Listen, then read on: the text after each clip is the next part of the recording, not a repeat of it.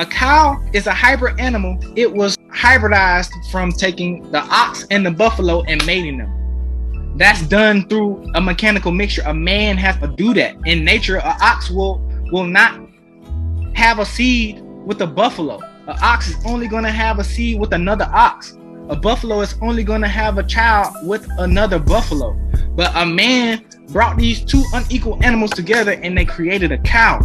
So that cow's milk is acidic because that wasn't done by nature. All right.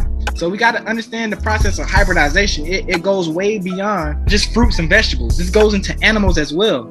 If you take the milk of a tiger, it's going to be 9 on the pH scale. If you take the milk of a buffalo, it's going to be 8+ on the pH scale. And this stuff has been tested.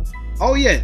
Yes, ma'am. So we got to understand what nature provided over what man has done, because man has done a lot on this planet in the past 10,000 years. Okay, if you want milk, take hemp seeds, sea moss. I'm drinking it right now. Sea moss and hemp seeds.